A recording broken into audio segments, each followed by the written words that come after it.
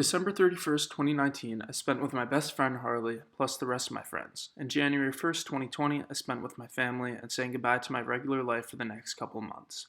I had a tremendous amount of feelings and emotions, and after working at an extremely authentic Spanish restaurant near my university in Tampa, Florida, I was on the plane on my way to Barcelona, ready to see how good the food was, ready to meet plenty of new people, and live in a new country. The first night, I went out to dinner with my great friend from high school named Scott, his brother, and his parents.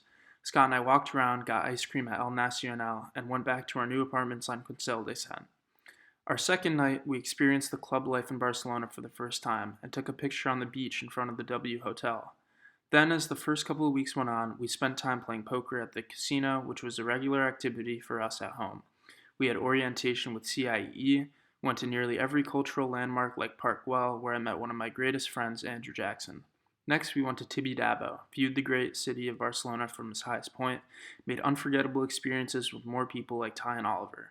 As the weeks went on, we all went on a kava trip with CIEE where we saw the beach and town of Sitges, which is about 40 kilometers north of Barcelona. I met more friends like Max, Kara, and Eliana. In the final stretch before classes started, we went to more clubs and made videos with Scott's drone of the city. These first couple of weeks were filled with so much joy, happiness, and experiences that I couldn't even imagine they would all happen within only 2 weeks. Not only did we do so many cultural activities, we started learning how the culture changed our ways of life. We realized we could go down to the 24-hour supermercat to get wine, no need for us to get questioned on our age, no need to walk more than 3 minutes for all the essentials we needed. Life for the next few months would be unlike anything I had ever expected. We noticed that walking into a cafe to get a cappuccino between class is completely normal. Scott and I spent our first trip in Europe going to Switzerland, where we skied at a completely non-tourist location, experiencing the true Swiss lifestyle. We returned back to Barcelona having classes now, still being able to go to places like Park Güell late at night with friends. Of course, we got to experience an FC Barcelona game for only €30 with front row seats. Then we ended up in Rome with a group of girls we had only met a week before. We all decided to get an Airbnb together, and we bonded like no other.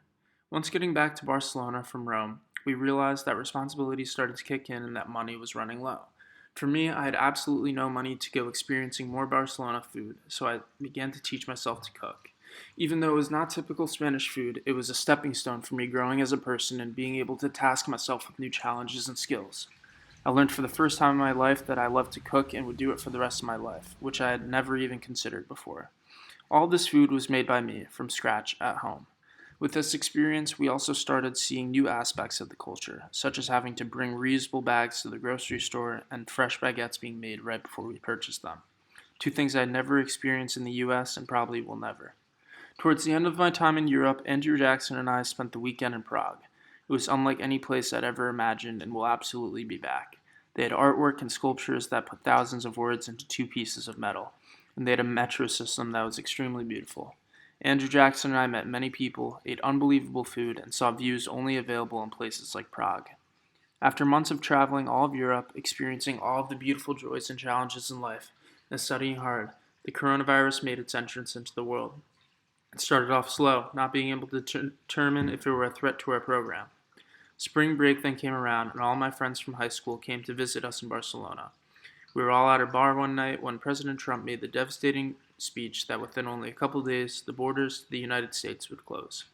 We didn't get any proper timing or warning that it was all over, so we completely skipped our honeymoon phase in the departure of Spain.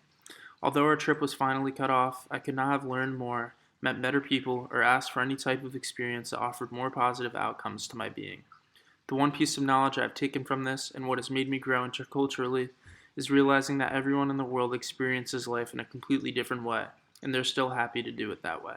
No one experiences the same life, and I find that so beautiful.